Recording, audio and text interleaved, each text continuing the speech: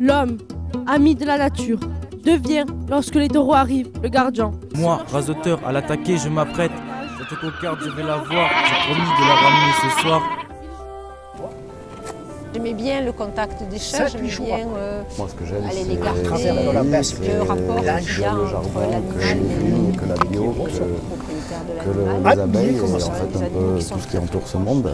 Magnifique, tu vois. Il y avait plein d'expos.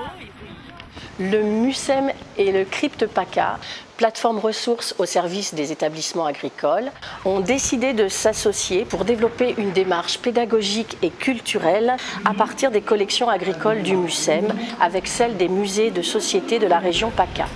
Les objectifs de ce partenariat sont multiples, parmi lesquels la création d'un réseau associant le musée national, les musées du territoire et les établissements agricoles de la région PACA.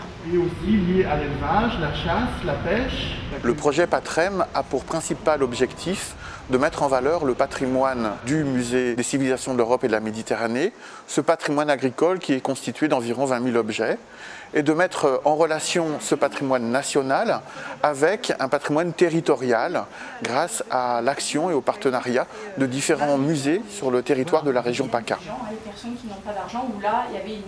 Ce projet a mobilisé 5 lycées agricoles, 7 classes de la seconde à la terminale, 15 enseignants de toutes disciplines, mais plus particulièrement les enseignants d'éducation socioculturelle, 6 artistes contemporains.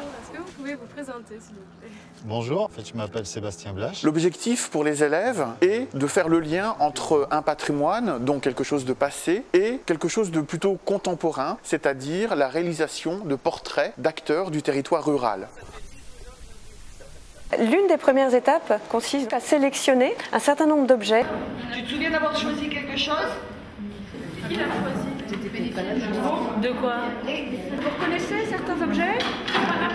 Le parapluie, d'où il vient? Les élèves viennent au CCR, on leur remet une fiche descriptive de façon à les inciter à regarder les objets le plus minutieusement possible et à les décrire surtout. Il n'y a rien parce qu'à cette époque, c'était pas des ruches à cadre comme on a aujourd'hui. En fait, les dessins étaient mis en intérieur.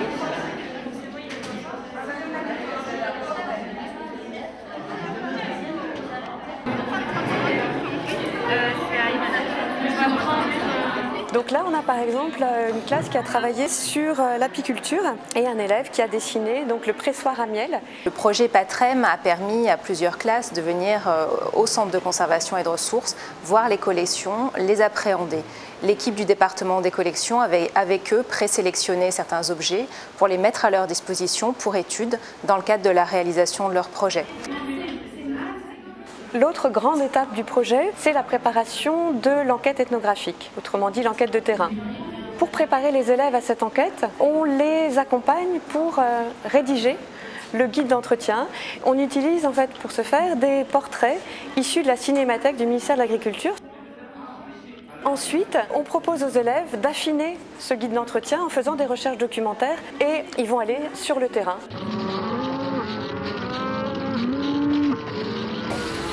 Donc vous remarquez, je ne sais pas si déjà vous avez observé un salin ou... Et puis après, il y a une valorisation sous forme artistique, une transposition. L'artiste donc avec lequel l'établissement travaille va s'emparer de toute cette matière pour créer des enregistrements sonores, mais aussi des photos, des notes de terrain, un objet d'art, une exposition, un film. Ça tourne. Moteur. Vraiment d'être les mains dans la terre. C'est une race de brebis qui est extrêmement recherchée. Moi, ce que j'aime, c'est la vie. Moi, je suis fille de viticulteur, d'agriculteur. Et depuis 1977 que j'ai l'élevage de chèvres, mais... Une fille et un fils, donc s'ils veulent, ils continueront. Mais bon, ça, c'est eux qui verront, hein, s'ils veulent continuer. On est sur un travail au niveau des enjeux économiques dans le territoire.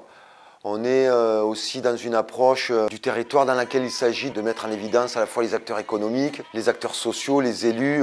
Tout ça montre encore une fois de plus, étant donné qu'il s'agit des 50 ans cette année de l'éducation socio-culturelle, qu'on est une composante de l'enseignement agricole qui a toute sa place, peut-être aujourd'hui plus que jamais. Pour moi, ça a toujours été un moyen de partir de connaissances théoriques ou de travaux pratiques faits dans la classe pour aller rencontrer les réalités sociales, économiques et culturelles. Quand on boit un verre de vin, on est content, on apprécie, mais quand on voit tout le travail qu'il y a derrière, c'est... Les services de la Direction régionale des affaires culturelles en région PACA ont répondu tout à fait favorablement à ce projet. Ce projet a pour avantage de travailler à partir des collections des musées pour aller vers aussi une création avec des artistes contemporains.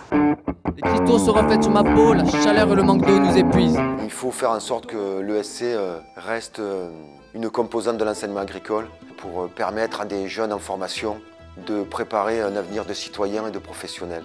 C'est comme ça, les consciences s'éveillent avec le temps, on change.